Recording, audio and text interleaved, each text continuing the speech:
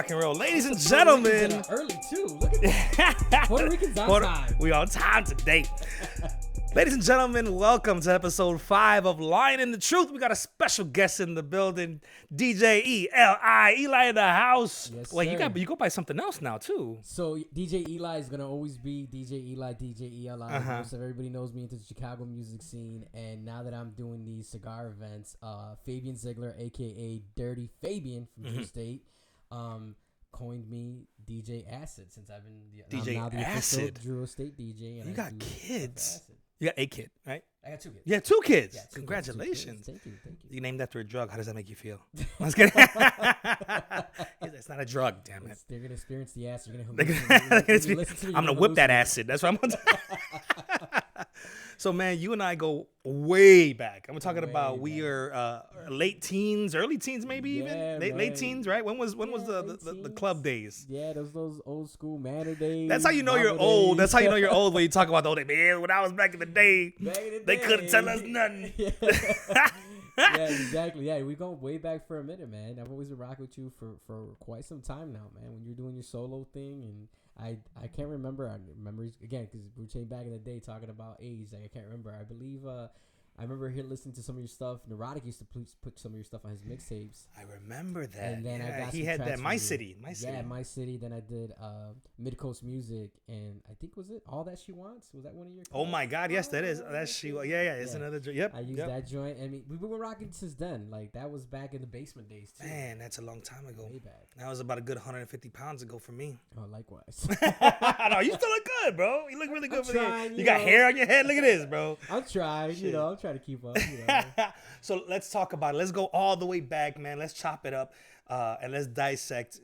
We met probably in the early 2000s, maybe, right? Yeah, early 2000s when there seems to have been there was actually a market for Spanish music somewhat, or like at least the promotions. Right now it's a little bit dry here in Chicago. I think we can say that, right? Yeah, I could definitely say that. That's why I don't even mix at clubs downtown anymore. Like it's not. I get offers. Yeah. The money's not worth it, and I ain't about chasing a promoter no more. You heard it here first. Exclusive. DJ Eli said it. DJ Acid as the new trademark. DJ Acid said it. Right? It ain't even worth it. No, but yeah, you're right. It's like back then there was market. There was a lot of promoters out there. And your team, our team, my team, a couple different teams. We worked a lot often together. Yeah, it was that the whole thing about it was that music scene, the whole North Side music scene. That's the last time it was strong. Like where everybody had everybody's back. That was whether everybody that was doing hip hop or when reggaeton started to come out. And oh snap! That little tari music. Yeah, I like it. And it was the North Side music scene was getting so strong. It was on. It was like we were trying to tell everybody. Like that was when I was DJing for Mars, and it was like, hey, the South Side's not the only side in Chicago. Yeah, it's got music. Don't forget about us up north. Right. So, right. Yeah. And that's a big difference. You got to differentiate. If you're talking about DJs, you're talking about music, you're talking about Spanish market or a general market, you got to talk about the differentiation between the North Side and the South Side. Without a doubt. That's always that, what is it? Madison's the Mason-Dixon line, as you should say. Like you cross that, you're going to South, you came up North. Yeah, the second you get into presidents' names, it's too South for me, bro. The second you start Madison, Washington, even Lincoln, some might be a little too far for me, bro. I tell people, as soon as you start saying 177 something with some numbers, I'm like, you lost me. You lost me, bro. I don't know how they do it in New York, bro. 105th and 23rd and 105th. Yeah. I don't get all that. You got Angelica saying, who's that handsome man in the blue jean jacket? Hey, boo. How you doing? That's the wifey, right? That's the number one cheerleader. Ooh, I think that I found. All right. So you became a DJ, man. How old were you when you got into this profession, this mastery of the art? Man, I was about 14, 15. So now that I'm thinking out loud, I've been DJing for half my life. I'm 35 now. So yeah, it's like half my life I've been DJing. And I got into it the typical way, doing a house party for my cousin Angel. He had a house party. That was my first taste of like DJing for people. Otherwise, I was just the bedroom DJ. You know what I mean? And one of the things that I always loved was, as a kid growing up, like we're very, very grateful in Chicago for the DJs that were before Oh us. my God. You know, on Friday nights, you know, I used to, when we lived in Humboldt Park, we used to live on Crystal, off of Kedzie. You lived on Crystal? Crystal and you Kedzie. alive? Yeah, almost. I was like Almost. 3 times. Got shot twice. As a kid, my Uncle Felix, he used to always have the nicest cars with the nicest sound systems. Mm. And Friday nights, you know, where they were all getting their 6-packs and they were all pulling up in front, drinking and whatever, he'd open his trunk and play these mixes, and it'd be like the B96 mix masters too, you know. And the thing was, like, I want to be like these guys, like, Yeah, because they would play something, and everybody outside would be like, "Hey," yeah. you know. And I was like, man, I want to be able to give that feeling, Yeah. you know. And I find that crazy that you can still kind of tap into that, like where you were emotionally when you Yeah. first realized, oh shit, that's what I want to do. yeah, and it was like, I said, man, these guys play a song, and these people go nuts. Now, mind you, being Latino, I still have 2 left feet. I can hardly do it. Wait, whoa. I can do perreo and Whoa, stuff like that, okay, but you okay. know, like when it comes to like doing some basic dance steps. Wait, hold on. Bandido. What wasn't it? Angelica. Is that true? Is that true, Angelica? She knows I Does he got- have two left feet? But when it comes to the perreo, she knows what's up. bro. That's why you got 2 kids. Exactly. Okay. So here you were, 15 years old, real young. You're Yeah. hearing some of the pioneers of house music here. So Yeah. would you say house music is what kind of led you into your world or your realm of DJing? Without a doubt. I mean, house music was like, that was just what us here in Chicago listened to and we loved. And then obviously you sprinkle in hip hop, as in the 90s. That's when you have your Biggies, your Pacs, your so on and so forth. They all start coming out. So, and my whole thing too, and going back to like my mom listened to everything, bro, from 50s, 60s, 70s, 80s. My dad was super like 60s, 70s, like soul and all that. Right. And my mom was like super late 70s, 80s, you know, all 90s. So I already had my house was growing up with a mixture of music, whether it was waking up on a Saturday listening to Hector Lavoe or waking up on a Saturday listening to Lime, right? You know, Angel Eyes, you know, and it was a big mixture. So I've always loved music and always wanted to, you know, be involved in music in some form or way. Yeah.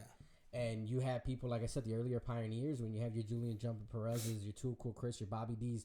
Now, as I say these names in my mind, I hear their drops. Yeah. You know, like, and Tim, nonstop. spin it, show. You know, Bad Boy Bill is in the mix. Yeah, you know, Julian Jumpin' Perez. Too Cool Chris, you know.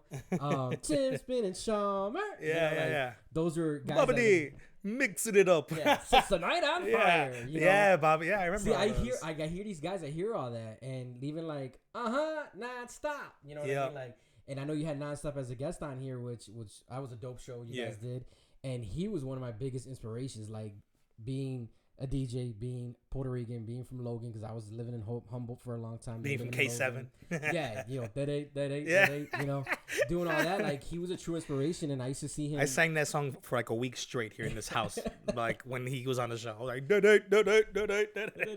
know, and he knows, like, I told us all the time I see him, like, I still get starstruck when I see him. You know, when I see him, I still feel starstruck, and it's because he was an inspiration. Like, when I had that blueprint, I see Nonstop was like a blueprint for me. Because I started saying, I'm like, man, this guy, he's doing these clubs, killing it, doing radio, killing it, and now he's touring and killing it. Yeah. And not with just any artist, like with a top shelf well-established artist like DMX, And so, like, when I saw that, I was like, man, I remember looking at my homies and being like, that's who I want to be. And the day that I got to meet him, which was by literally, like, you remember Shio? Shio used to have the loft over there. And he used to always hang out with Shio, Torture Chamber, the whole crew back in the day. And we were at like one of those little juntas get together on a Friday night, and he walked in. I was like, yeah, you know, I'm like, no, you know. And he came, oh, what's up? Show love, whatever. Will you sign my mixing hand? Yeah, I was just starstruck to the mug. You know, he was super chill, and then on top of it, he was just so down to earth. And then we exchanged numbers, which I still was like, oh my god, I got Nonstop's number. Which I didn't blow up a spot, didn't want to blow him up, but you know. Again, like it was, and I created a relationship with him and learned a lot from him. I was very fortunate a few times to go to his old crib and go to that basement with all those records. All the records everywhere, bro. And him just spit life, game, and touring to me. And at the time when I had met him, I was already linked up with Mars, and I was doing touring with Mars. Oh yeah. So, is Mars is for those guys who don't know, we're watching live and listening online. Mars is a rapper here from Chicago, right? Yeah, rapper here from Chicago. He currently, I want to say over 4 or 5 years ago, maybe a little bit more than that. He switched up his format from doing hip hop to doing Christian rap. Yeah. So he's in that lane and he's killing it too. He's got an album that's about to come out. He sent me some samples that he was always a monster. He always was. When he speaks, you hear he's got that very distinguished voice, and that's another guy that in my path to music showed me a lot, took me under the wings. I mean, when I got in with him, I was 17. Jesus Christ. And it was by intern. Like, so as we get into this, as we're gonna start talking, we're talking about stuff. Is like I've always wherever I get into the ground level and I just grind my way. And when I first met him, I was interning for him, bro, because I was like, I knew him off of another group that he used to do music with through an underground group called ICP. They had a crew called Dark Lotus, and when I found that he was from Chicago, I was like, oh shit, from Chicago, like oh hell no. And I met him at a show, and again, it just kind of clicked. He's like, man, we need an intern. We got street teamers. This is when street teamers was a big thing. And guerrilla marketing for those. Yeah, the guerrilla marketing thing. And I used to hustle my ass, putting all his flyers all over the place and passing them out. And one day in the studio, they used to have Monday meetings, and I was like, they're like, oh, we're gonna do these shows, we need someone to do merch. I was like, I'll do merch. I don't know much about merch besides merchandise. What does merch mean? But I'll do it. And I started selling merch at his shows, first show in Wisconsin, and then it morphed into he used to have guys on stage that would do while he's performing. He was very theatrical because he toured for so long and he knew the game inside out. Yeah. So one of his guys called off sick, or there was some kind of situation there, and I filled in for the dude on stage in like all bandana, like you couldn't tell who it was me. And then one day we were having a meeting. We used to have Monday meetings every Monday. Dude was always sharp, 7 p.m. Monday meetings at the studio on Belmont. It was like you had to be there. If you weren't there, you were going to be cut out from whatever was going on that week.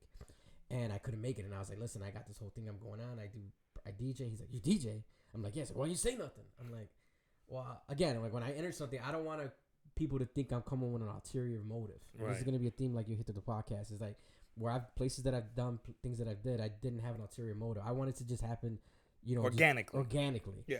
And, because of merit, because of the work you put into. Yeah, and I don't want people to think like, oh, this guy's here just for one thing. Exactly. I've seen people in the studio like, I'm only here with Mars because I know what Mars' history is and what he's doing, so I want to ride his coattails. I was like, nah, I want to learn from you, then I want to create my own lane and make you proud. Yeah. And he went ahead. We were doing a show in Cleveland, Ohio, and we're in a hotel, and he looks at me. He's like, I want you to be my DJ, and you got a month to learn my set. Next month, we're coming back for the Cleveland Music Festival. Now, how gangster is this? Cleveland Music Festival, a Chicago artist is headlining it. Because Cleveland, loved Mars. And shout out to everybody in Cleveland. They always show love. He's like, you got to learn my set within a month. Man, the day we got back, I was on it. I told him, I'm like, you mind giving me a key to the studio? He's like, no, without a doubt. He's like, I trust you. I'm like, and I was practicing, learning his set inside out. Then when it came time to perform, he was like, man, it's on point. He's like, it's gonna be good. Yeah. We did the show, killed it. From there on forward, he's like, you're my tour DJ, you're my official tour DJ. And then that's how I ran with that, doing all the live shows with him. Right. And then the downtime when I came back, that's when I was doing your manners, your mambos, all that other good stuff. You're doing all the clubs. The club stuff. I was like finding that second source of income and not using his name to boost my own, but just me doing my own thing. Right. To where it came a point where them promoters started putting like Mars official DJ, $1 billion ballers official DJ, da da da da da. But at first I was like, no, I want to make sure I'm creating mine, and then I'll have this on the side. And then you make them all proud. Yeah. It makes sense. When you first started off, what was your medium? Was it vinyl? Was it CD? Was it track?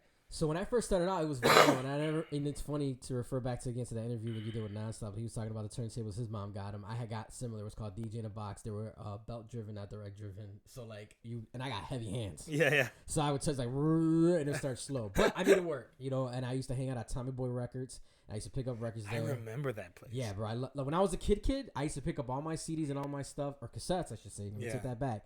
At Hip House, the Brickyard. I used to love it, bro. That's old school shit right there. That's when you used to get your shit from the mall kiosk. Boy, you couldn't play with it. You go. You have all the new shit there. I would do so. Like my mom, my mom was kind of a gamer, and she'd be like, "I'm gonna go to." Mom was a gamer. Yeah, in the '90s. Yeah, and I mean, we all were in my house. Like my mom was always real cool, real chill, and she goes to Funkoland, which is now GameStop.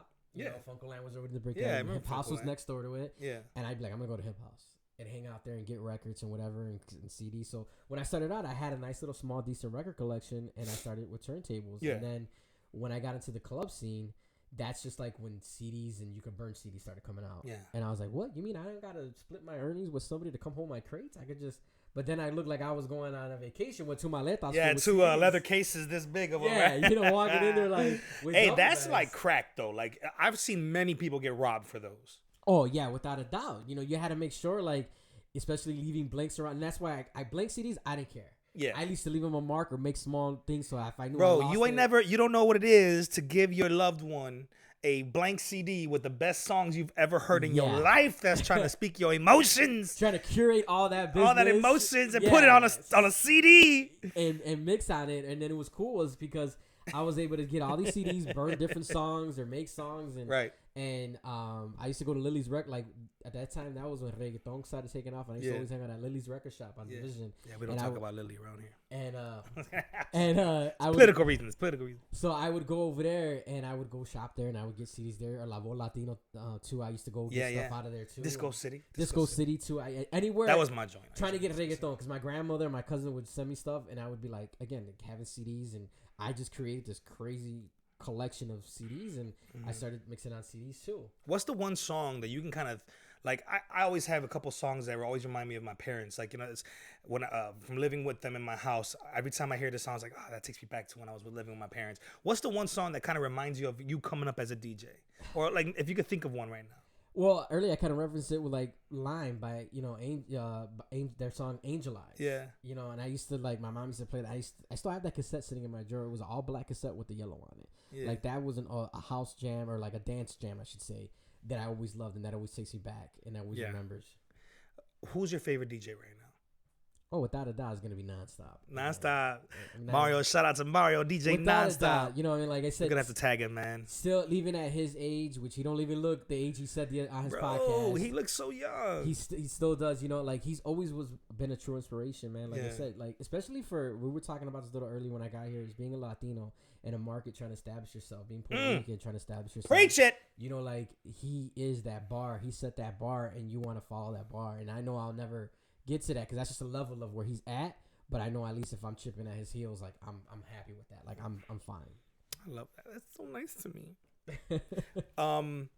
You got a lot going on right now, man, and obviously it's one of the reasons why we contacted you. We love just your vibe, man. Online, you have some really cool videos. I watch them all because all the dynamics that I see, I can see that I feel like I can understand it because I'm going through a lot of them too. You know, we have a lot of the same interests. One of those being that we're both parents.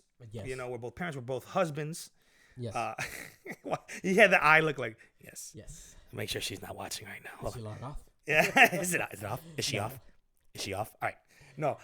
And you know, we both have an affinity for music, and we performers, a background in communications, and cigar smoking. Yeah. That's something I found really interesting. Actually, I just stumbled upon the fact that you liked cigars because I've had you on social media for a while, and then I just saw you casually. You'd smoke in your backyard and you just talk about it, or maybe like you just take a picture of it. And then after a while, I was like, oh shit, he probably smokes just as much as I do. And then I realized like, oh shit, he smokes a lot more. Damn, he's practically owner of a freaking this. No, I'm just kidding. For real, my house, my wife's like, whenever it's that, you know how they see those memes where it's like, it's the wife hiding the Amazon box. Yeah. Mine's just like, hiding the next cigar delivery. She's like, she won't get it. She'll be like, another one? Yeah. Another? Sound like Khaled. Another one. Another one. And I'm like, and the thing with that is that you can never have enough. In my opinion, you can never have enough cigars. And there's so many different varieties. There's so many different companies that are out there that I rock with. Plus, on top of it, there's other dudes that I know online that will BS, and they'll send a package. They call it like a bomb. They'll just send me a bomb. Like, hey, give me your address, send your bomb. And I do the exact same thing. I'll send them the favor right back and send them some stuff. So like I have it like today I came home to a pack and my wife's like look at the corner right like and that was a bomb that came in from a dude that I knew on the East Coast, and we just you just kind of trade off or switch and just surprise somebody. And the cigar community is a real cool community of family. Yeah. But yeah, I started smoking cigars late 07, early 08. I never smoked, never did any type of cigarettes, anything. It was purely based on the fact that I used to get XXL magazine, and in XXL magazine, there used to be the ad for Ass Cigars with Scott Chester. That's the guy sitting on a motorcycle with the Brooklyn Bridge and Dumbo, whatever, in the background. Right. And I used to be like, man, this is maybe I should try. I don't know. And I was talking in conversation with a good friend of mine named Dan, who was the one who was like, he's like, I smoke cigars, and I never knew he did. And he's like, yeah, I smoke cigars. He's like, and I smoked that one specifically, the Blondie, Acid Blondie. He's like, listen, I'll bring you one, and I know if you don't like it and you pitch it, it won't hurt my pocket because it's at a good price point. They were like $3-4 at the time. Yeah. And I lit it up, and I was like, damn. Like, you legit feel for whether it's 20 minutes, 30 minutes, an hour, like you're on a vacation. You just forget about everything around you. You had a long day, You light a cigar, you smoke it. Why did I just smell it for some reason? Did you smoke one today or something? Oh, the I way just here smelled. without I a thought doubt. that's what it was. Your hand went up and I smelled it. Probably Like right when you said the vacation, I was like, I feel like I'm in the Bahamas right now. Yeah, like you feel like it takes you away for that little bit of time, and I was very fortunate to merge my love for music with the love for cigars. That is an interesting connection right there. That's an interesting fusion, and you're like legit living it, like as as a source of income from what it looks like, or Yeah, it is. at very least, at very least, completing like some dreams and some passions, and just having an outlet and venting and being able to do what you like to do. But at very most, you're making a pretty living off of it. You know what I mean? Yeah, and it's been great. The whole Drew Estate, Swisher family take care of me very well when I go do these. Like, so this year I've been doing, which is called the Barn Smokers. Barn Smokers. So there's 5 barn smokers every year, and there's Connecticut, Pennsylvania, Louisiana, Kentucky, and Florida. And basically what these barn smokers are, they're a big get-together, or like in cigar slang, a herf. Like a herf is a big get-together, people smoking, but they school you. So like in each state, it's a different type of vibe because that's where they grow that certain tobacco. So like when you're down in Florida, it's Florida Sungrown. Jeff Bershowitz runs an awesome farm down in Florida. He also owns Corona Cigar Company. If you're ever in Orlando, check him out. Dope bar. You can hang out, smoke. Great selection. Jeff and the whole team got a great selection down there. Or if you head up to Connecticut, and you head into Connecticut River Valley, you get that Connecticut broadleaf, that dark. I love dark Connecticut. leaf. Oh, I love Connecticut. I'm a Connecticut broadleaf junkie. Or you go down to Kentucky, like I was in Kentucky a couple weeks ago, and it's that fire cured. Like they fire cure it in these barns, and they'll do stuff with bourbon barreled, and like it's crazy. So it's really, really fascinating to be a part of it. What's fascinating is I remember, since we've been friends so long, seeing you casually turn a hobby into like you sound like an ambassador. The people who are really moving stuff in different locations. You know exactly what kind of leaves they're growing in different parts of the United States, and it's just interesting to see how that flourished. No pun intended. Let's go back to the DJing now, man, because I think most of the time I've known you, a lot of that time has been knowing you as a DJ. As a matter of fact, I never ever called you Eli. I've always called you DJ Eli. Yes. As long as I've known you. But what are some of the DJs right now? Who are some of the DJs right now aside the big ones, aside like the Bad Boy Bills and aside like the Nonstops? Are there any DJs right now that you really, really are liking their vibe, or that you're really respecting, that you're really liking what they're doing? Without a doubt, hands down would be my fellow colleagues, which is gonna be Boy Genius, Metro. Those are guys, back in the old school days, the old henchman crew when we were doing our thing. Those guys are still turning it up and doing it, and especially like Boy Genius me and Boy Genius kind of had a similar tongue. We'll say how it is. Yeah. And that might have cost me gigs. That might have cost me relationships with promoters, because you have a lot of guys now that come out and they'll jock somebody just to say, well, I'm DJing at Club so-and-so, but how much are you getting? Well, 2 drink tickets and my girl could come in free. And it's like, Boy Genius had this post on Twitter. He'll always go off on Twitter. It was something along the lines of like, you get paid $100 to DJ, but the Halloween costume contest winner gets $500. Yeah, I just saw that one. How does that work? And it's true, Yeah, But those two guys are like, they're standing their ground, and they're like, you're gonna pay me what I want to get paid, and I'm gonna do what I'm gonna do, and I'm gonna rock it. Yeah. Where I kind of was like, I've always took the corporate lane, whether when I DJ'd for Crunk and Little John, when I was the official DJ for Crunk, or I did the stuff I did with Red Bull, or when I did my stuff with Tits Clothing, which is 2 in a shirt, and I was doing all the porn conventions, and everybody's like, wait, hold on, can you reverse that a little bit? Just give me some more detail. Porn conventions. So yeah, they used to do the erotica shows, the sex con, Tits Clothing, 2 in a shirt. Wait, like Tits? That's the name of the name of the company's Tits, but it's the abbreviation for 2 in the shirt. That's great. I love it. I used to rock all their stuff. Playing words. Different porn stars in front, whatever. Again, and I've always took that lane, or like with your state, like whether it's like, cool, I'm gonna create. Again, I'm about creating my own lane. I'm like, I'm gonna go ahead and you could keep your $75 to mix, or not even your $75 since they don't even give you nothing. Like you'd be surprised. Your favorite DJ probably not even getting paid what you think is getting paid.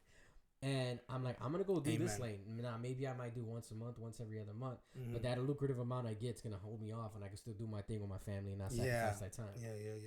Yeah, you're not burning through PTO if you have a 9 to 5. Yeah, which I did that for a while when I was with Mars, where I would be like, the most shittiest feeling on earth would be like going on tour for 2 weeks, which is like 2 weeks vacation, and then coming back to a 9 to 5. So like literally the night before, I'm signing everything and their mother, and then Monday it's like, here you go. You're back at work. Answer this email. But it's a humbling experience. You're going to get somebody coffee. Yeah, you know, like, but what is one of the most, like, I don't know, craziest stories you have as a DJ? I know we've had some crazy stories about the late nights and drinking, and I mean, you don't drink. We don't drink though. Like just the other people drinking. Yeah. We're not. We Bible study. But like stuff like that. Like, what is the craziest story? Craziest story. I mean, that's kind of. So she's not on right now. There's been a ton of experience. I guess each experience is different. So like craziest nightclub story would probably be like,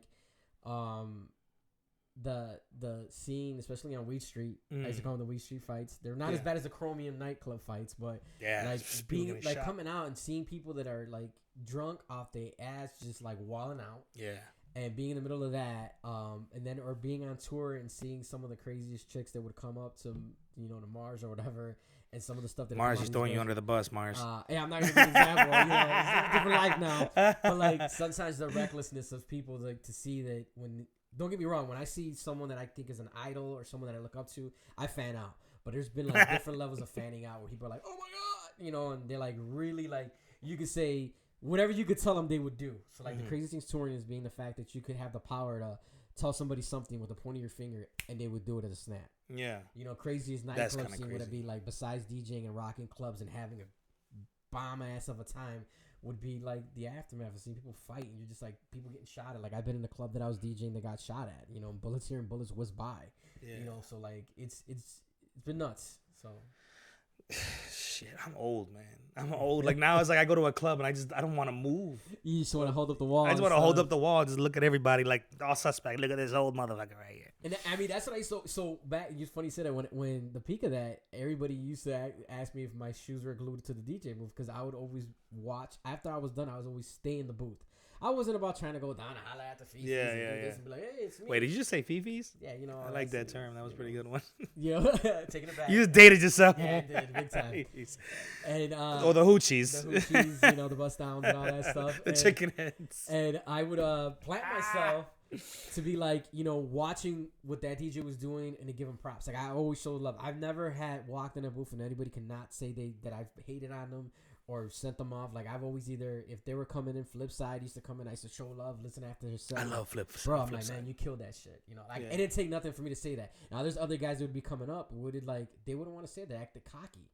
And at the end of the day, I was like, man, we're all just having a good time. We're all have our own. Like that was when you would have like Mike from Static. Yeah. He would have, you know, your hip hop DJ, your reggaeton DJ, your bachata DJ, your salsa. Yeah. It's like the X-Men of DJs. It's like everybody had their own little power. Yeah, for that half an hour, 45 minutes, that guy did that. That was his lane, and we never stepped on each other's toes. Yeah. We all played it all. Like, as the henchman DJs, all of us, whether it's myself, Ray Ray, Kuko, Extreme, we were all able to play everything. We all had our main things. Like, specifically, for Ray Ray and me, we used to always, like, play that trap. We used to piss Mike off. Because we'd be like, you're getting too ghetto right now. You guys got to slow me. Ray would be like, high-fiving because everybody's getting rowdy. But yeah, we used to just, you know, do things in that manner and have fun with it and always show love. And when it came to like, when the club stuff, like I always used to stay in one spot to watch what was going on because I was excited to be in the booth. Like I said, I can't dance. So I wasn't trying to go out there and dance and grind or anything. I was just trying to see what was going on and what this guy would do or take little, they might do something different that I do. And I'd be like, man, let me incorporate, not steal it. But like look and be like, okay, cool. So a technique you could pick up, or two songs that work well together, maybe. Yeah, I was always, you know, a student of the game. I still am a student of the game. Even people come to me for advice, I still feel like I'm learning every day. So I used to always love being a student of the game. So where are you spinning now? So right now, currently, consistently, I'm all the way out in Bufu, DeKalb, Illinois. DeKalb. Northern Illinois University at a bar called Molly's, which I've been DJing there on and off since like late 08, 09. They're great family, Sean and Kay. They show a lot of love. Yeah. They take care of me very well, and the college kids go nuts. They go bananas. So the cool thing about that is that you're going out into the sticks, and mind you, a lot of these kids could be from inner city places going to school out there, and the DJs that are out there, they're just not. I'm not gonna do the whack thing, but they're just not as good, or they don't blend, or they're just push and play, and I come out there and bring that city feel they miss. They got to eat it though. That's why it's the meal. There you go. You got to eat it. The city feel that they miss, and they get off on it and they love it. They're like, and they ask me, they're like, "Oh, where are you staying at over here?" I'm like, "I'm not from Ryan. I drive the hour and some change to come out here to rock out with you guys." Damn, so you get home like at 5. No, or so everything wraps up about 2 by the time everything's said and done and whatever, and and I leave and and I get that's home. always awkward, isn't it? The awkward, like the moment you got to get paid. With them, you know what? The reason why I've been DJing with them, and I tell you what, and the reason why I go out there, Get they paid beforehand. take care of me. Yeah, I don't gotta chase the owner down. Even there's been nights where, granted, there are slow nights. If there's like some big college function, fraternity, sororities, whatever, having party, I don't have to have that awkward conversation like you were saying, where it's like the promoter comes like, "Man, bro, you saw it. It was kind of slow today, bro. Like, you should have told more people." Yeah. You could, and it's like, who's the promoter? You're the promoter. You bring the people, Yeah. But they take care of me regardless, and they're literally not like a family. They are a family. So yeah, I'm just mainly out there during the school year. I go out there, and then the rest of the year I'm doing these shows with Drew State. You're doing the show. Okay, so then it's safe to say that you're what do they call it? You have a residency at this one spot. Yeah. And are you still like up for hire? If someone calls you and say, "Hey man, we got this," but I'm assuming they have to hit a certain price point. Yeah, it has to be worth for it. young DJ Acid at this point. Yeah, and it has to be. To me, it has to be worth it. If I'm gonna leave my house at 9, 10 o'clock at night and not come home like you said 4 or 5 o'clock in the morning, and leave my family, leave the wifey there, if I'm gonna leave my kids and my wife at home, it's got to be worth my getting up and going. Now I live in the burbs now. And so, like, to make that drive out for me in the city is an easy hour. Yeah. Which, again, like, I don't mind doing the drive. Like, I do the drive to DeKalb, which is an hour and, like, 10 minutes or whatever. But it's got to be worth it. And I ain't trying to come take the bag on you, but you got to make it worth it. Like, I'm not going to come and I had a guy recently come tell me, "Oh, look, can I give you 75 for half an hour?" I'm like, in half an hour, I'm just catching my groove. And I'm like, let's do 150 for an hour. I'll see what's up. I'll see what's up. That's their favorite line. Yeah. Let me see what's up. Let me talk to my partners. And ain't no partners. Yeah, there ain't no partners. Like, come on, bro, who you playing? Or they'll say yeah, and I've done the event, and I'm done DJing, and I'm waiting against the wall for my money. And they're partying, they're doing whatever. I'm like, I'm waiting for my money. Oh, they're gonna pay next week. I'm like, no. And so when I would come home, my wife, wifeys are the queens of the house. So when you come up, it's like, did they pay you? And I gotta come home and be like, no. Then what were you doing at 5 o'clock in the morning? Waiting to get paid, and you still didn't get paid? No. And I just got tired of chasing dudes around. So yeah, if you're legit off the bat, whatever, I'm always open for hire to come back, and I always love the city, and the city's gonna always be a part of me. That's my home. Like that's a. But they don't mess around when it comes to the money. And you know what though? I'm a firm believer that you have to go through those situations where you're hunting somebody down, you get fucked at the end, or like somebody just ends up not paying you. You got to go through those so you can start really realizing your worth of your time and your expertise, your skill level. Yeah, they don't respect it, and now that the game is oversaturated with so many DJs that now pop up, it's like an oversaturated game where, to take a step back, like when I was young and we were DJing, like my forefathers, whether it's the guys we mentioned, like they put on a vibe, like they took you on an experience when you were DJing. When they were DJing, you were going through an experience in that nightclub. Now the short attention span, the Vine, like remember Vine was like 3 seconds or 5 seconds to get your shit in and out. It's like they want quick stuff. They don't even notice the vibe anymore. They're just about the track you're playing. So it hasn't become that much about the DJ unless you're like a David Guetta, Calvin Harris, which those are producers. Yeah. They just happen to go to the club and they play their songs live for you. So, but back in the day, you wanted to catch a vibe. You wanted to feel like you were like, man, like, let me get in the experience. Zone. Like, it's an experience. Yeah. And to me, that's one of the crafts that's lost these days. That it's just, so you got all these guys now that don't know how to catch a vibe, give out a vibe, and they're getting bookings because they're taking the $50 or they're taking the drink tickets or they're just taking the fact that they put them on a flyer.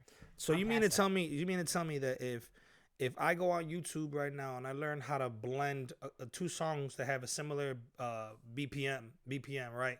And they want to pay me 2 drink tickets, which are pretty expensive in Chicago. Yeah, it's like $10, $12. Yeah, that is. You mean to tell me I shouldn't take those $24, Eli? To each their own. Bro. Whatever you Have you ever had Nouveau? Have you ever had Nouveau, Eli? I get it. Hennessy and Rebel is like $14 out the gate on the low end. Man, he ain't never had no Nouveau. Nah, you never had no Hypnotic. With the Hennessy? You never mix no Hypnotic with Hennessy. They do, and that's your thing. Like all for you. I don't get me wrong. When I first started doing first clubs, I started DJing. I don't know if that many people might remember Brother Lou at New Beginnings. Like Brother Lou and Angie took me under their wings, and I did a majority of the first events for them for free just to get my name. But I knew it. I was like, I gotta prove myself so that I'm worth you to pay me, and I'm worth to know that you're gonna rock the crowd. And I say within not even 6 months, he was taking care of me. Like he kept his promise. He was like, And then he was like, "Oh, I need someone to promote." I was like, "I'll promote." He's like, "Man, most DJs don't want to pass flyers out." Yeah. I'm like, "You gotta be stupid because you're gonna pay me to pass the flyers out, which I'm on, and then you're gonna pay me to DJ. That's two sources of income." Yeah. Some dudes I'd run into like, "Oh, I ain't passing a flyer out. That's not my job. It's not I'm like, "Nah, I'll do both. Yeah. You know, if you're gonna pay me to, I don't mind fly. I don't mind driving a Volcan. Like you talk about crazy stories, real quick, bro.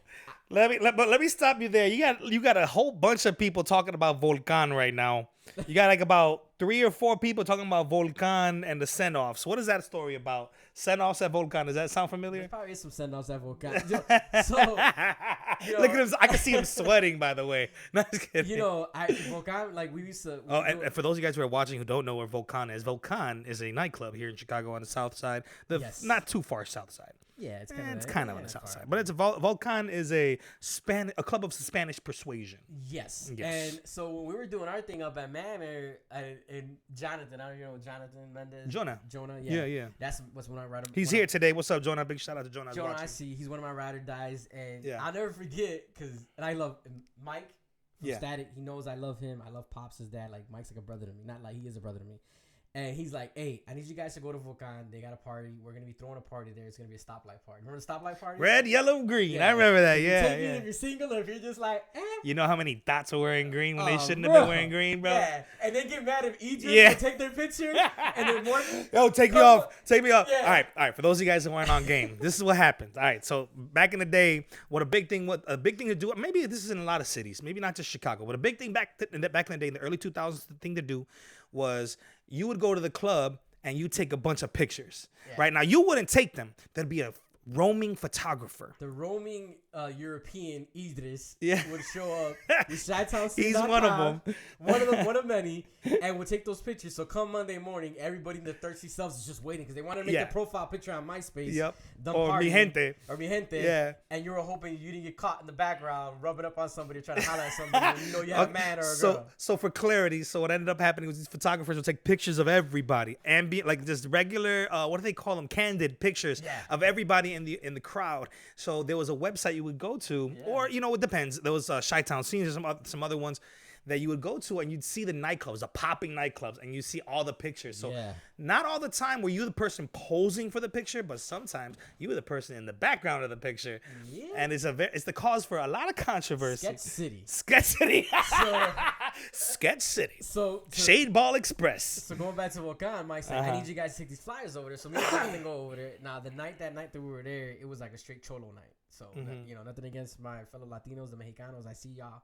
They're all coming out, and it's super. Why you gotta call us cholos, fucker? Bro, they're super and they come out looking thuggy and trying to do their thing, and then their girls are looking at us like, I don't want to use the term exotic, but as a Puerto Rican, Dominican, Cuban, you're just a different form of Latino. You got a different swagger, so we're outside, and these dudes wanted to fight us.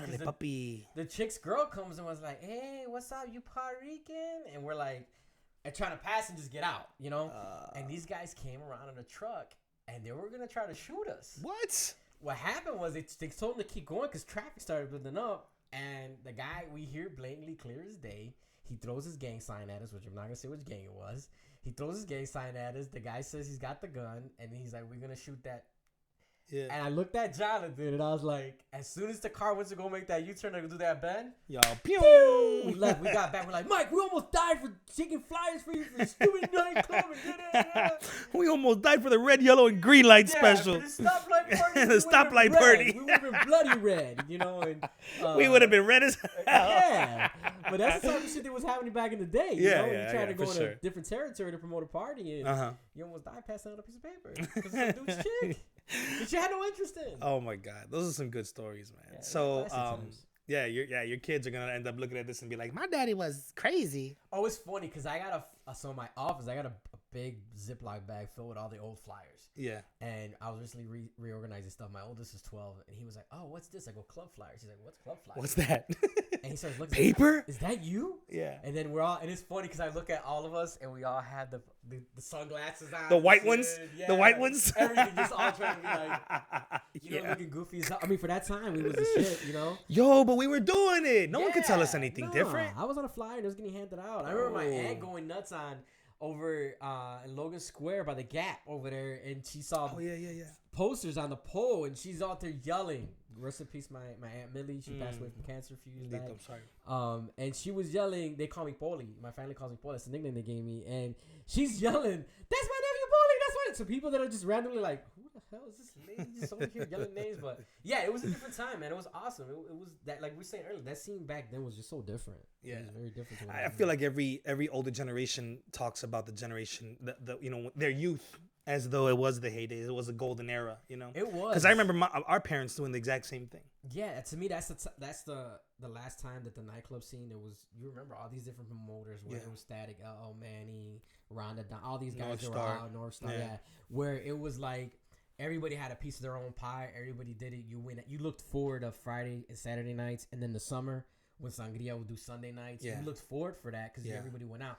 Now what changed a lot of that was like the Facebook. And like now they have, like, my younger brother shows me this Tinder app where I'm like, where was Tinder when we were around? Now you just take an app out. Well, back then you had to go to these spots to go talk to a girl, to go get her number. Now There's a lot of investment you had to put into. Yeah, there's a lot of investment, like buying a drink, hoping that she wasn't trying to just get one off you, you know? Yeah, like that's the talking, worst, splitting the game. Can I get your number? Then you get the number, and you actually called, and you would be like, please, I hope her dad don't pick up. I hope her dad don't pick up. Hello? Yeah, you'd hang up. And now it's so different. Like, you don't have to go to the nightclubs to go meet a chick or go meet a guy. You just hop online with your fingertips and start talking to people.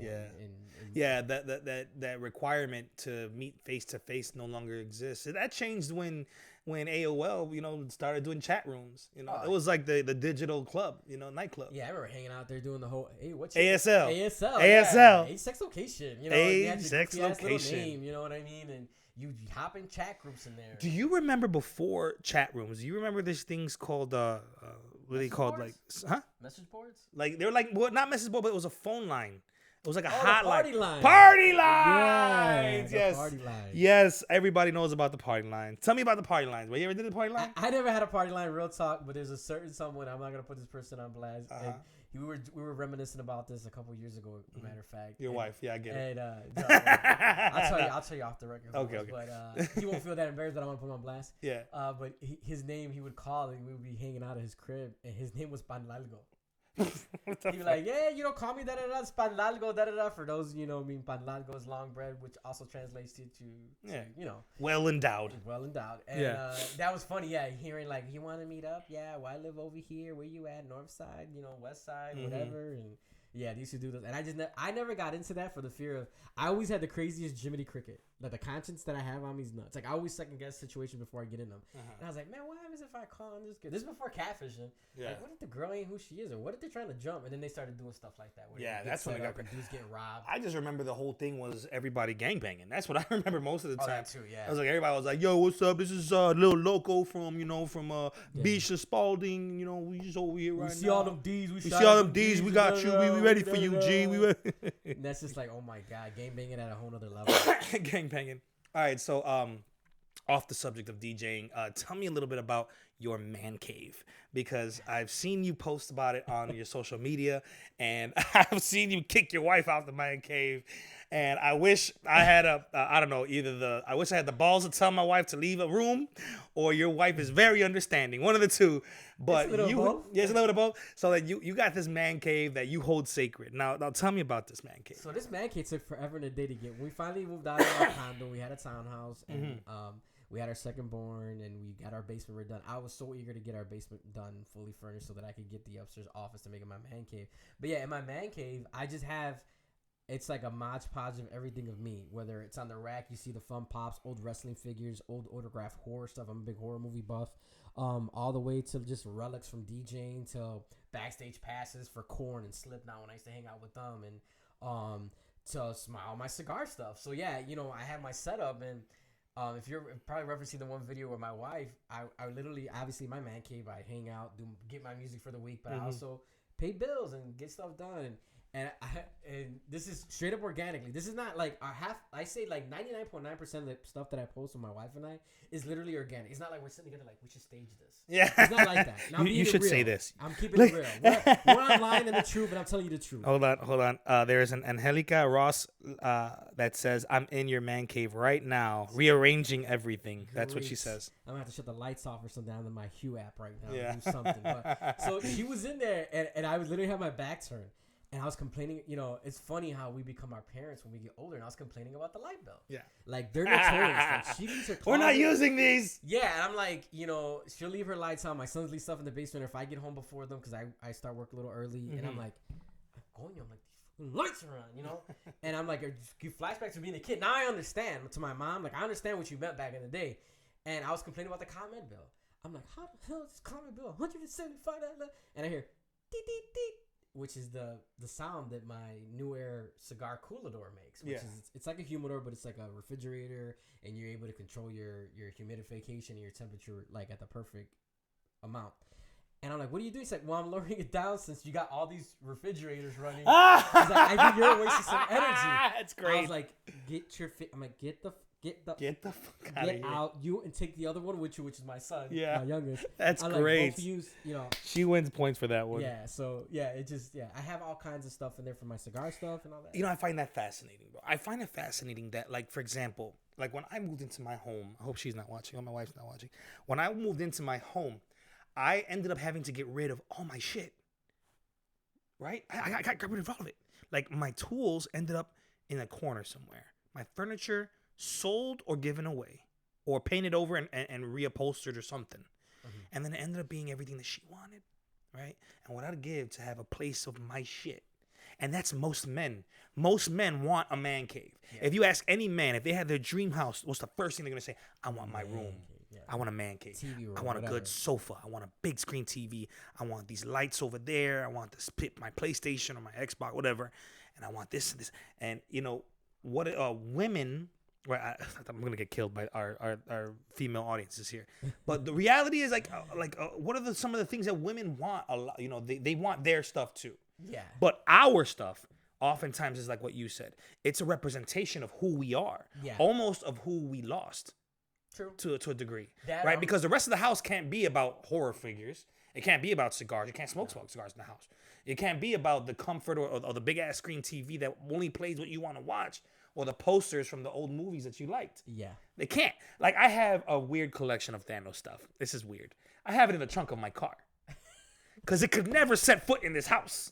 It just doesn't go good with the decor. See, that's what you do plan B, which is I'm a notorious hoarder. But a good hoarder. Not like my wife will tell you I'm a bad. Everything I have is limited edition or collectors. And her first response is like, then sell it. I'm like, no, oh my God. Understand. What is she like? She has to have something that she likes. So the compromise is she got the bigger closet with all her shit. Yeah. This little baby. Exactly. Little, like, 2x3 Thank you. Closet, ladies, you guys get the closet. Yeah, she walks in there. She has all her stuff, all her heels, her dresses, her bags, whatever. And then she has a couple other areas she spills out. I give it to wifey, though. She does decorate the house nice and modern. Yeah. And she leaves my area alone. But, like, you know, when you have that stuff, instead of the trunk, just take it to mommy's house. Just go. Take it to mom's house.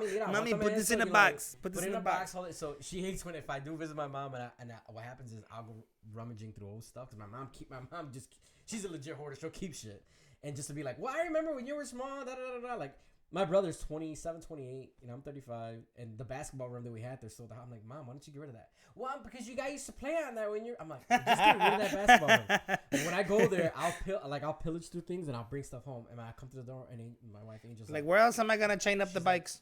She go, what the fuck is that? I go, nothing.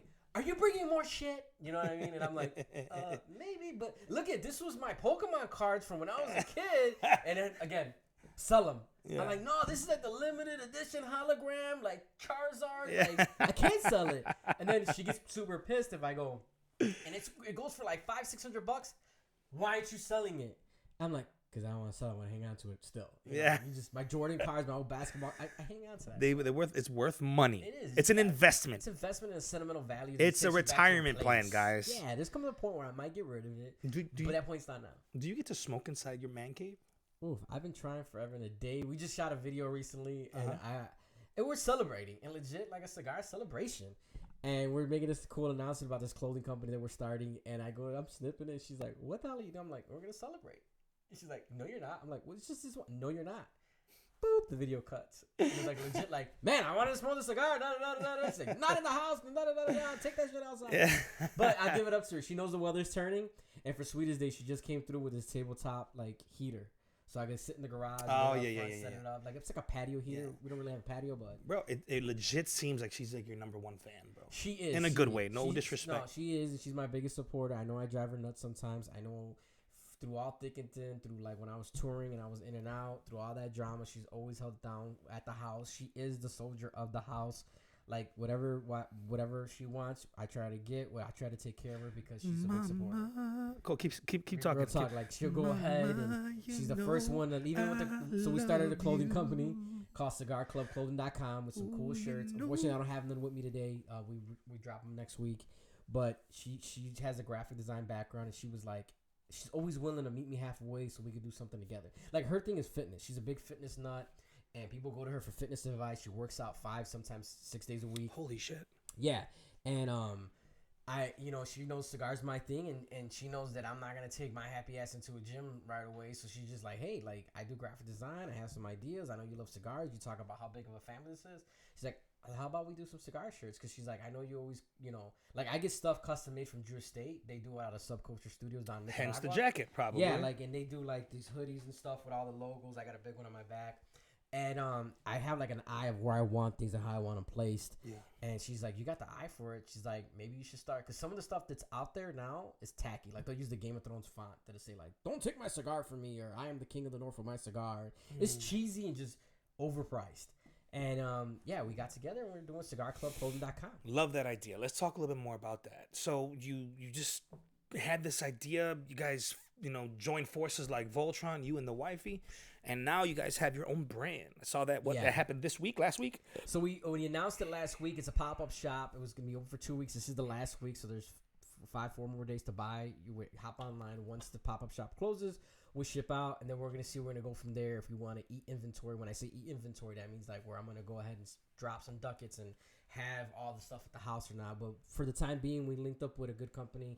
I'm always like dealing with local people, local to Chicago, local brick and mortars. Like when I go to cigar shops, they do buy online, but I also go to the local brick and mortar and buy support.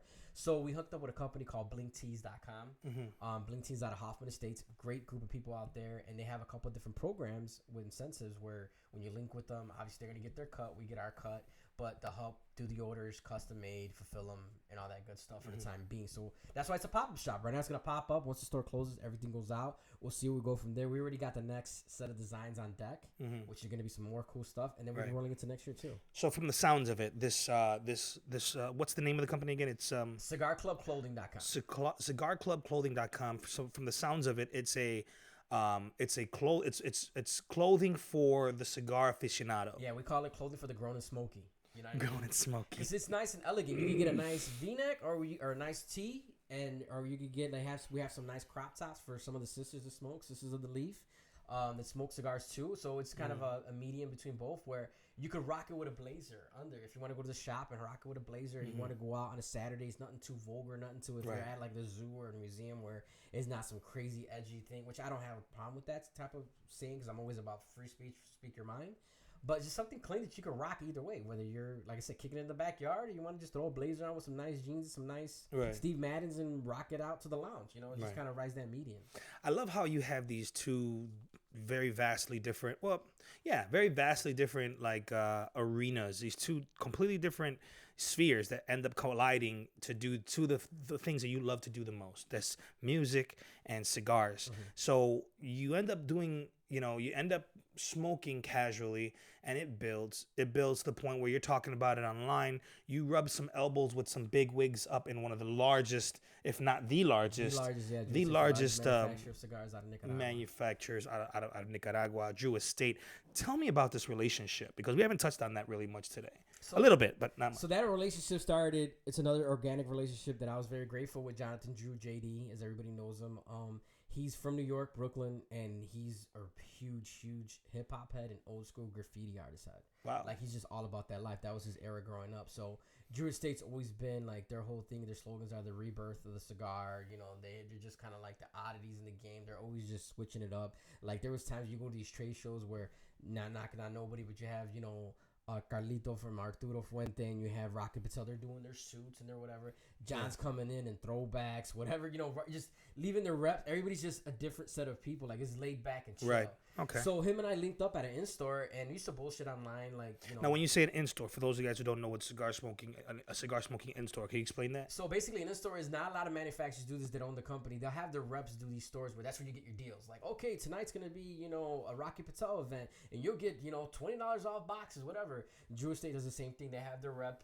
Midwest rep is Ben Pearson, one of my good homies from Drew Estate. Ben, he holds all the Midwest down. Illinois, Wisconsin, Indiana, all over the place. So they do their in-stores, but JD makes a point himself to come out. And he comes out and rubs elbows with everybody, which is like hardly unheard of unless you're going to some kind of big sponsored event. A lot of your manufacturers don't come out, hang out with you. Rocky Patel does it here and there, which is far in between. But yeah, I mean, he comes out and he sets up shop, and it's crazy. He has his boombox. He plays his music. It's just all hip-hop in a cigar shop. And he's doing autographs, giving away cigars too, or because of FCC regulations. I mean, you put your purchase, he gives away cigars. And yeah, in stores, you go there, you kind of mingle with everybody that loves smoking that brand. And I linked up with him, and he recognized me off of Instagram. This is about 4 or 5 years ago. He's like, man, you're the DJ from Instagram, right? And I'm like, yeah. He's like, oh man, da da da. We started talking music, old school music. He was schooling me on some crazy art stuff from Ram LZ to Basquiat, to like all the old school cats. And we just kept building that relationship. And then within that, I started meeting other guys within Drew Estate. Now, again, like I said, I played my role. I'm rubbing elbows, talking, networking with these guys. I met Josh, he's out of their office. He's like a marketing manager. And then I met Dirty Fabian. And Dirty Fabian, who's been like my go-to guy, these barn smokers this year. He's been like the big brother that I've always wanted has been Dirty Fabian. And they gave me a call, matter of fact. They were like, listen, we want to reach out to you.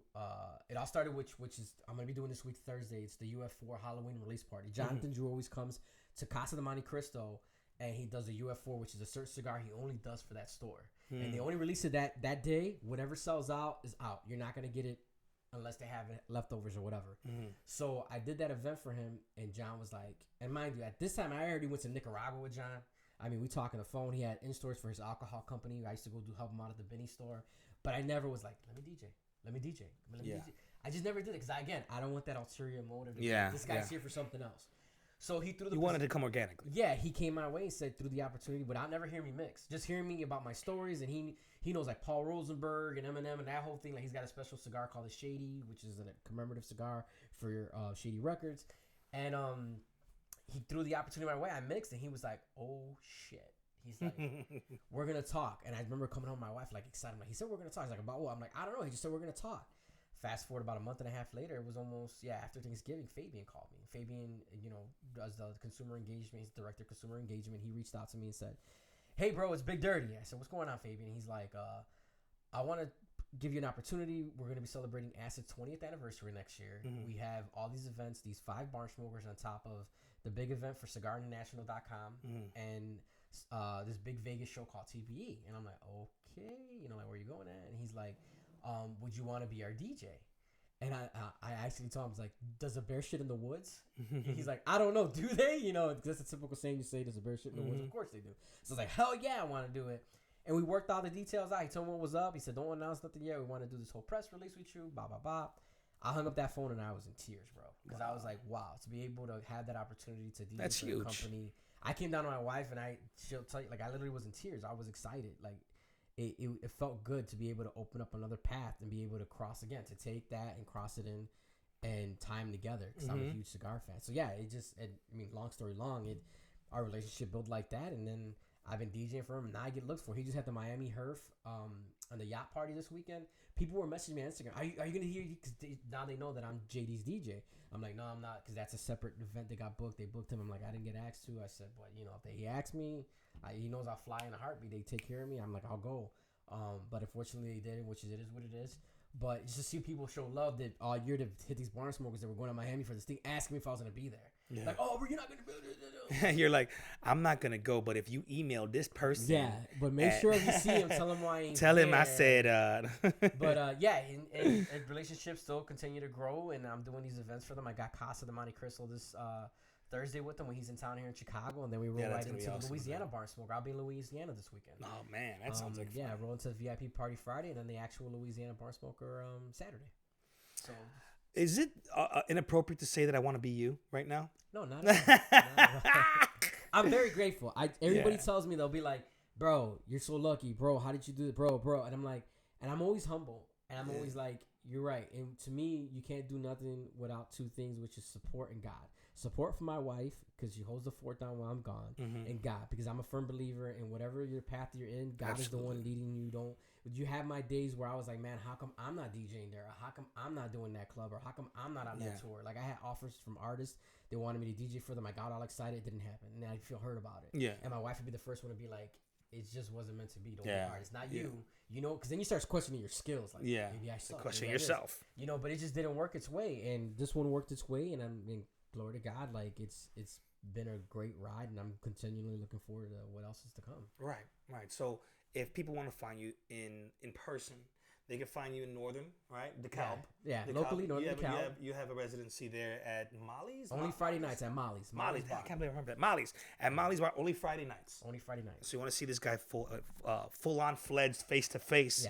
Yeah. Also, if you're going to be at Casa de Monte Cristo in 2 weeks or next week? This Thursday. So at Casa de Monte Cristo, that's a cigar lounge in, is it Hodgkins? No, I think that's is it not Downers Grove? LaGrange? I'm blanking out because it's like, one of these suburbs. Monte Cristo, Google it. You guys know that. And you're gonna be spinning Westmont. And Westmont. Okay, and you're gonna be spinning for the Drew Estate event. Yeah. Right. The nice UF4 release party for the Halloween party. Yeah. So people are there having costume contests, all that kind of stuff. Costume winner. I mean, they take care of you, bro. You leave there like I've seen costume contest winners in the past.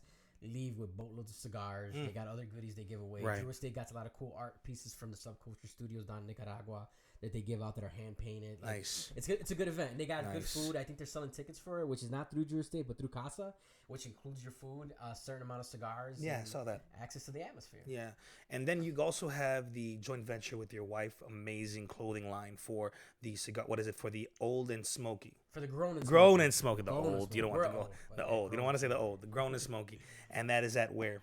So cigarclubclothing.com. Also on the Facebooks, the Twitters, the Instagram, just Cigar Club Clothing. And of course, everybody knows they can Google you wherever. But where can they find you? Where's the fast place to find ELI Acid? Where can they find you at? You can find me on Instagram. Reach out to me. Slide in the DMs in an appropriate way, obviously. Slide in the DMs. I'm SMKN_E. Once again, that's SMKN_E, which is smoking E.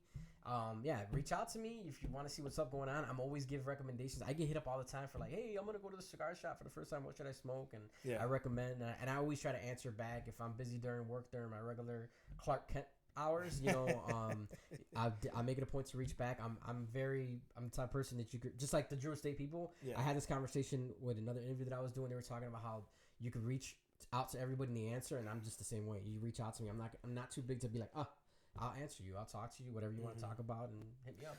You know, I have one more question now that you mentioned that. How do you get rid of stank-ass cigar breath? What's the easiest way for you? So, because you know you got to get rid of it from as soon as you walk into the house.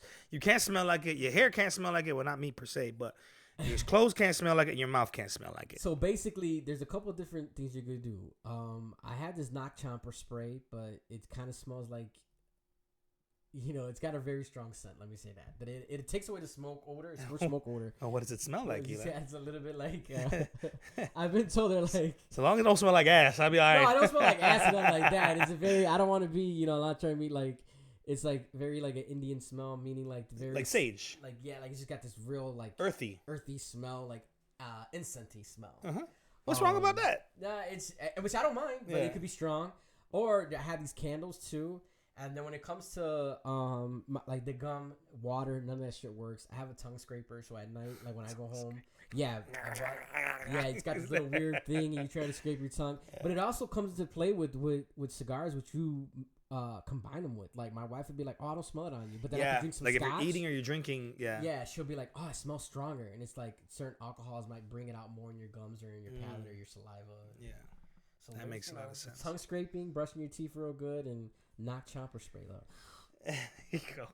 Well, there you have it, guys. 1 hour with the boy DJ Acid, Eli. Which one would you prefer? Which one did you like? Like, is it whatever comes out? They're alter egos, so they're you alter can just egos. say, you know, okay. This DJ Eli, and when I'm doing my cigar thing, is DJ Acid. Acid. Why did you emphasize the ass in acid? DJ Acid. All right, for those of you guys looking for him, he gave you guys the handles, and don't forget to listen to episode 5 on Spotify, iHeartRadio, iTunes, every single place you're gonna get your podcasts from. And don't forget to tune in 2 weeks on next Monday, the Monday after next, to the next Lyon and the Truth podcast for episode 6. Man, thank you so much for bringing it. No, I appreciate it. Everybody keep tuning in. Lyon's doing a real great job with this podcast. I'm excited to be here. I had to take care of him, so I couldn't come empty-handed. He took care of the boy. And I made sure that I shout out to Bovida. Bovida always takes care of me. I pack it in this Bovida pack right here. So if you don't know, there's a humidification pack inside here. You can keep these in here, put other ones in here, and this is like a little humidor. It's gonna keep your stuff nice and neat. So if you guys don't hear from me for the next 3 months, this is exactly why. I'll be smoking these periodically. And I took good care of you. I gave you some acid stuff because I am in a few cigar smokers, so some acids in there as well as some traditional, which I got some Liga Privada, some Underground in there. So. Liga Privada. It just sounds like an underground assassination crew. Thank you guys so much. Hey, thank you guys for watching. For those of you guys who are watching, who are watching on Facebook and Instagram and YouTube, thank you so much. And we'll be uploading soon, man. Thanks for coming by. I appreciate it, brother. Thank you. Mi gente, ciao.